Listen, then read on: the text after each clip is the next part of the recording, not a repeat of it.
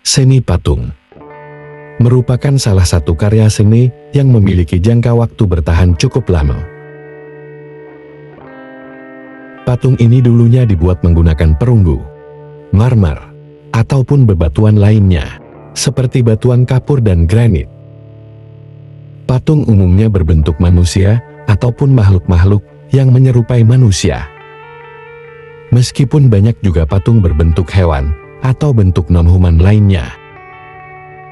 Kalian pasti juga pernah melihat patung-patung berbentuk manusia-manusia Yunani atau manusia bergaya Romawi.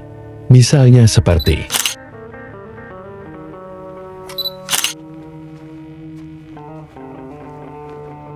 ataupun ini.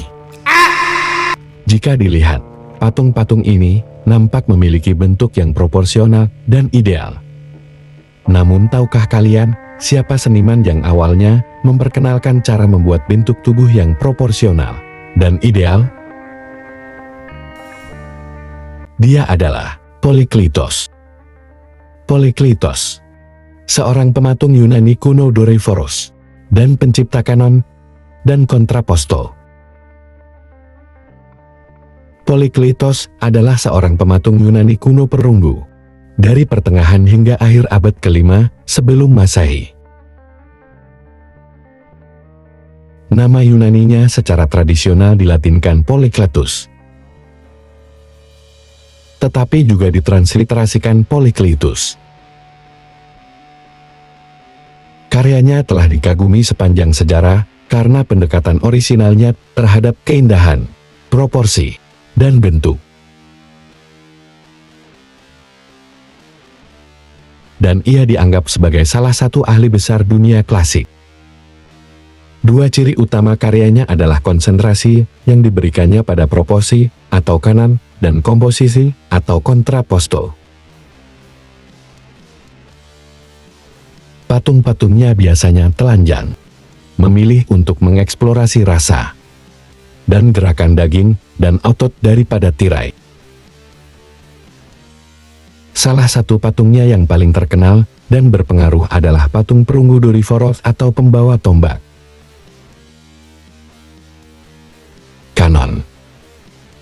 Polykleitos tertarik pada aturan kecantikan dalam menciptakan kesempurnaan keindahan melalui ketepatan matematis. Dia mengembangkan teori proporsi yang dia sebut sebagai kanon. Menciptakan patung dengan nama yang sama untuk menunjukkan teorinya. Dalam kanannya, bentuk manusia terdiri dari bagian-bagian terpisah yang saling berhubungan dan proporsional secara matematis satu sama lain. Tidak peduli bagaimana posisi figurnya, atau bagaimana lengan dan kakinya disusun.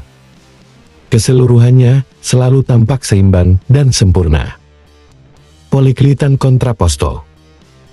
Kontraposto adalah istilah yang diberikan untuk sikap di mana sosok tersebut tampak sedikit membungkuk, menyandarkan berat badannya pada satu kaki. Meski sosoknya dalam keadaan diam, sensasi pergerakan masih terlihat saat perpindahan beban dari satu kaki ke kaki lainnya. Hal ini menciptakan efek postur tubuh yang natural dan rileks, sehingga tidak terlalu kaku atau terlihat kaku. Polykleitos menggunakan kontraposto untuk menghindari keterputusan antara bagian bawah dan atas dengan menciptakan rasa gerakan yang dibawa ke seluruh tubuh. Kemiringan pinggul dan bahu yang berlawanan juga menciptakan kurva S yang melintasi bagian tengah tubuh. Meskipun simetri ditinggalkan, kurva S yang diciptakan oleh kontraposto masih memberikan kesan keseimbangan dan pola pada patung. Kemiringan bahu terhadap pinggul merupakan elemen penting dari karya Polykleitos.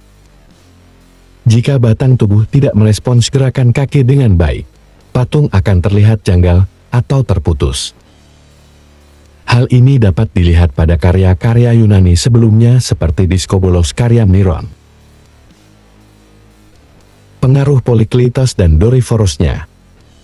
Pengaruh Polykleitos pada karya-karya selanjutnya tidak bisa dilebih-lebihkan, terutama di kalangan seniman Romawi dan Renaissance.